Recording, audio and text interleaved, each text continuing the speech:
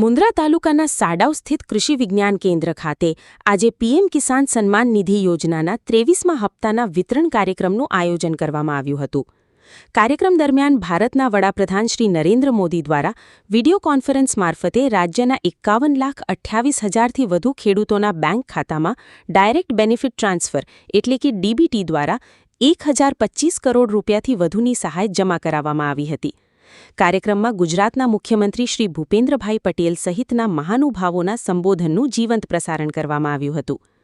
આ કાર્યક્રમમાં મોટી સંખ્યામાં ખેડૂતો, કૃષિ ક્ષેત્રના આગેવાનો તેમજ સ્થાનિક પ્રતિનિધિઓ ઉપસ્થિત રહ્યા હતા. આ પ્રસંગે ખેડૂતોને વિવિધ કૃષિલક્ષી યોજનાઓ અંગે માર્ગદર્શન આપવામાં આવ્યું હતું.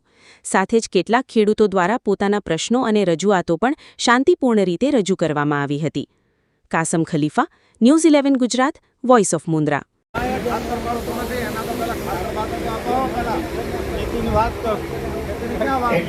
એટલે આપણે બધા જ આ પરિવારનું આપણું તાલુકાનો કાર્યક્રમ છે એટલે બધા વતીથી એક વિનંતી કરું કે આજના કાર્યક્રમને આપણે બધા ગરિમા તો જાળવીએ. તમારા બધા વતીથી હું એક સભ્યને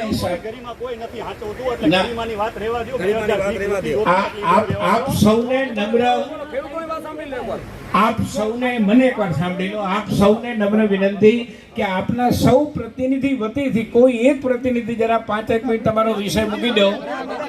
તમે બધાને તો નહીં સાંભળી શકાય એટલે બધા વતીથી એક પ્રતિનિધિ વિષય મૂકો. બધાને તો નહીં આપણે નહીં આપી શકીએ. બધા વતીથી ખેડૂતની ખબર નથી એવા લોકો ચર્ચા કરે છે.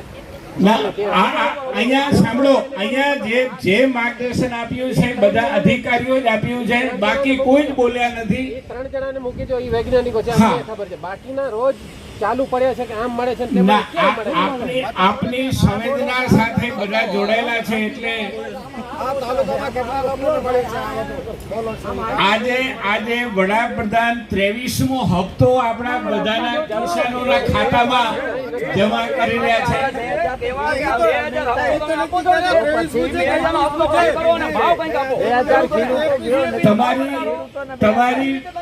તમારી વેદના ને સંવેદનાને અમે છેક સુધી પહોંચાડીશું. બધા વતીથી વિનંતી કરીએ કે એક પ્રતિનિધિ થોડો 5 મિનિટ વિશે મૂકી દે.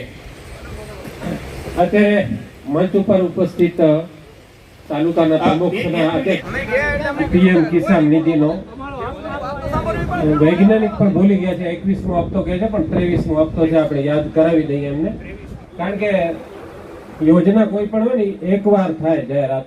આ તો દર વખતે જાહેરાત થાય છે એટલે હવે ધીમે ધીમે બધા ભૂલતા જ જશે. વાંધો નહીં, સરકારની યોજના છે, સરકાર જ વખાણ કરે છે, એ બધા કરતા રહેશે. મૂળ મુદ્દો શું છે ખબર છે? અત્યારે ખેડૂતોની સમસ્યા, અને એના માટે જ અમે આવ્યા છીએ. કોઈ કાર્યક્રમ બગાડવાનો હેતુ નથી બીજો, કોઈ સાંભળતું નથી. અને ન સાંભળે ત્યારે આપણે સરકારી મંચનો ઉપયોગ કરતા હોઈએ છીએ.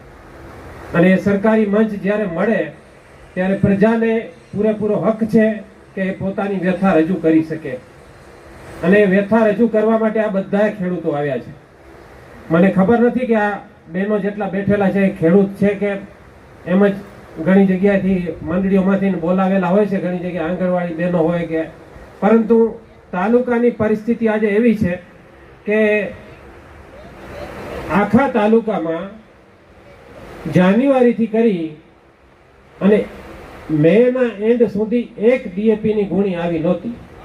આ પરિસ્થિતિ છે આજે આ તાલુકાની. એવી જ રીતે યુરિયાની પરિસ્થિતિ છે.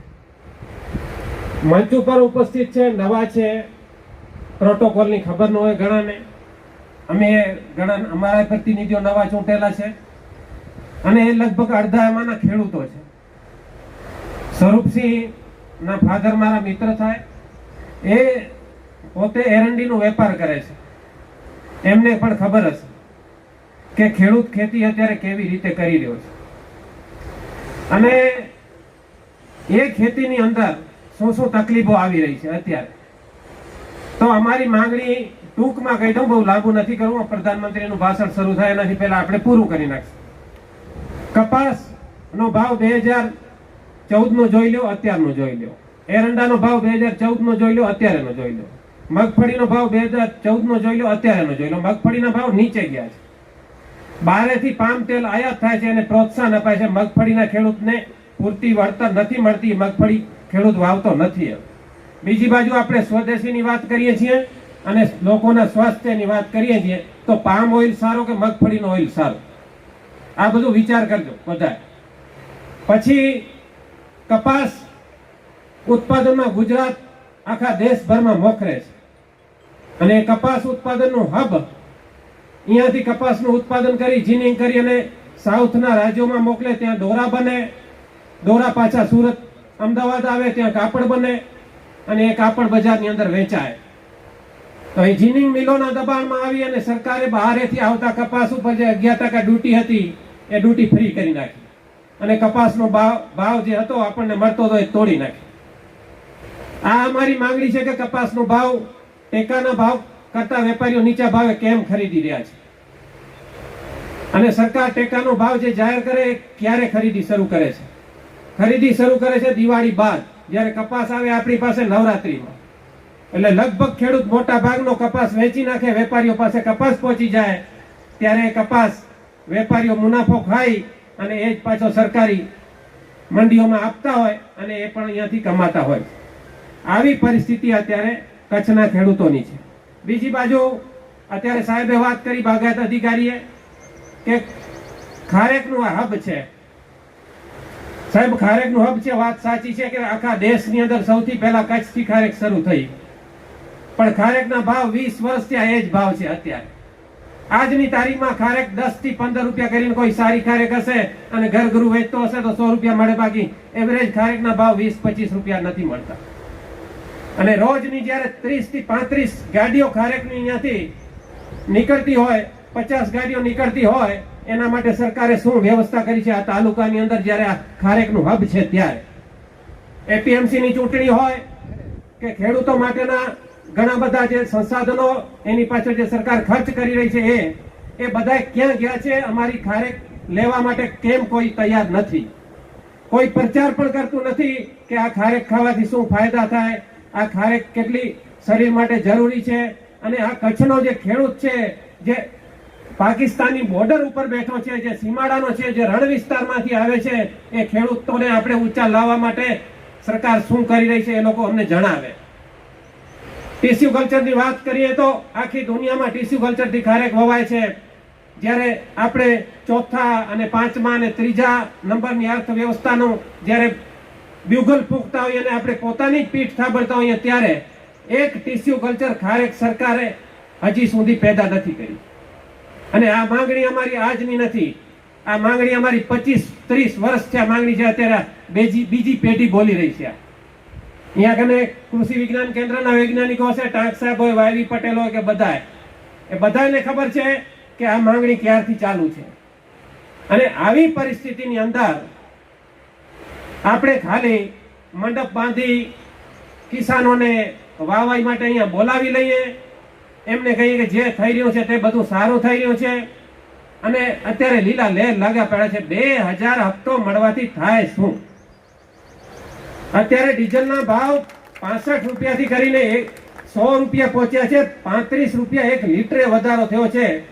ગુણાકાર કરી લો, એક ખેડૂત 500 લીટર ડીઝલ વાપરે તો એ રૂપિયા કેટલા થાય? અને એની સામે આ 2000 નો હપ્તો શું કામ આવે? મહિને દિવસે 500 રૂપિયા. એટલે આ બધા ઠીક છે, કોઈ ગરીબ ખેડૂત હશે ને એને એનો લાભ મળતો હશે, અલગ વસ્તુ છે. બાકી આ ધતિંગથી હવે અમે કંટાળ્યા છીએ. વાસ્તવિકતા ઉપર આવો અને ખેડૂતને કંઈક ફાયદો થાય એવી યોજનાઓ લાવો. અત્યારે સજીવ ખેતીની વાત થાય છે. મને યાદ છે ત્યાં સુધી નેપાળ અને જાપાન જેવા નાના દેશોએ ક્યારે આંબા ઉપર બેન નથી લગાવ્યો, ક્યારે નહીં. જ્યારે આપણે ફૂલ પેસ્ટિસાઇડ ને રાસાયણિક ખાતર વાપરતા હતા ત્યારે. અત્યારે જ્યારે સજીવ ખેતીની વાત થાય છે ત્યારે આખી દુનિયાની અંદર આપણો આંબો બદનામ શું કામ થયો છે? આપણા આંબાને બદનામ કરવાનું કારણ શું? અત્યારે આપણો આંબો બધા દેશો બેન્ડ કરીને બેઠા છે. અને એ આંબો જે 60 થી 70 રૂપિયા ને 100 રૂપિયા વેચાતો હતો પેલા, એ અત્યારે 25-30 રૂપિયાના માર્કેટમાં ફરે છે. એ આંબો અને શું મહેનત નથી કરી ખેડૂતોએ. અને આ નવા લોકો છે, એમને ખબર નથી, બચારા પાસે કોઈ જવાબ નથી. આપણને એના ઉપર દયા આવે છે, કારણ કે એમની પાસે કોઈ જવાબ નથી આ બાબતનો. આવી પરિસ્થિતિની અંદર તમે ખેડૂતનું હિત કરવા નીકળો કે ખેડૂતના ભલા માટે આ સરકાર છે, મને નથી લાગતું કે આનાથી કોઈ ખેડૂતનું ભલું થાય. એટલે મહેરબાની કરી વાસ્તવિકતા ઉપર આવો અને આની આ પરિસ્થિતિ રહી, ખાતર ઉપર આટલો ને આટલો નિયંત્રણ દો, પેસ્ટિસાઇડ ઉપર આટલો નિયંત્રણ દો, તો આવનારા ભવિષ્યની અંદર ભારત દેશ ભૂખે મરશે, ભૂખે. અન્ય ઉત્પન્ન આપણને જરૂરી છે એટલું આપણે નહીં કરી શકીએ. માટે અમારી વિનંતી છે વૈજ્ઞાનિકોને થોડીક હિંમત દાખવી અને સત્ય સંભળાવો. સરકારને પણ કહો કે આ ગ્રીન રેવોલ્યુશન આવ્યું એના પછી દેશ અનાજની અંદર આત્મનિર્ભર થયો છે. એનાથી પહેલા બહારેથી અનાજ આયાત થતું અને એ અનાજ આપણે બહારેથી મંગાવીને ખાતા ત્યારે આપણું પેટ ભરાતું. એના બદલે ભારતના ખેડૂતોએ અત્યારે અન્નના ભંડાર ભરી દીધા, પરંતુ એની કદર ન થઈ ક્યારે પણ. અત્યારે પણ ઘઉં ઉપર નિકાસ પ્રતિબંધ લગાવી દીધો, કારણ કે ભાવ ન વધે. હવે સરકાર મોંઘવારી ન વધે, પોતાની સરકારને સામે કોઈ આંગળી ન ચીંધે, એના માટે ખેડૂતોના પેટ ઉપર લાત મારી રહી છે અત્યારે કે ભાવ ગમે એમ કરીને નીચા રહેવા જોઈએ. તો આના માટે અમારે અવાજ ઉપાડવો છે અને અમારી માંગણી છે સરકારની સામે કે ખેડૂતોના હિતની સામે જ્યારે જ્યારે કોઈ તરાપ મારશે એની સામે અમે કાયમ લડતા રહેશું અને અવાજ ઉપાડતા રહેશું. અત્યારે અમારી જે ટીમ છે એ ટીમને બધાને મેં કીધેલું હતું કે બધાએ કંઈક ને કંઈક બોલવાનું છે. તમારે જે કંઈ પણ પ્રશ્નો હોય તે, ચૂંટેલા પ્રતિનિધિઓ છે અમારા પણ 10 જણા ચૂંટેલા છે આ તાલુકાની અંદર. અને હું વિનંતી કરીશ, મોદી સાહેબનું ભાષણ કદાચ શરૂ થઈ રહ્યું છે, આપણે ગરિમા જાળવશું, પરંતુ પછી વિનંતી કરીશ કે જેના પ્રશ્નો હોય વૈજ્ઞાનિકો સાંભળે. ધન્યવાદ. બિલકુલ વિરમભાઈ, તમારો એટલા માટે આભાર માનવો જોઈએ કે તમે જે વાત કરી એમાં અનેક ખેડૂતોની વેદના અને સંવેદનાને મંચ ઉપર મૂકી છે. આ જ આપણી તંદુરસ્ત લોકશાહી છે કે સાથે મળીને એકબીજાને સમજીએ અને એકબીજાનો વિકાસ કરીએ. હવે આપણે આજના કાર્યક્રમ માટે પીએમને પણ સાંભળીએ, એના વિચારોનું આદાન પ્રદાન કરીએ. એ જ આપણી લોકશાહી છે અને લોકશાહીમાં બધા જ પ્રકારના લોકોનું સન્માન હોવું જ ઘટે, એ જ લોકશાહી કહેવાય. તો ફરી એકવાર આપણે વડાપ્રધાનશ્રીને પણ સાંભળી લઈએ. બંગાળની ધરતી ઉપરથી સીધા જ આપણી સાથે જોડાયેલા છે. તો સૌને વિનંતી કે આપણે એનું સન્માન કરીને એમનું માર્ગદર્શન લઈએ.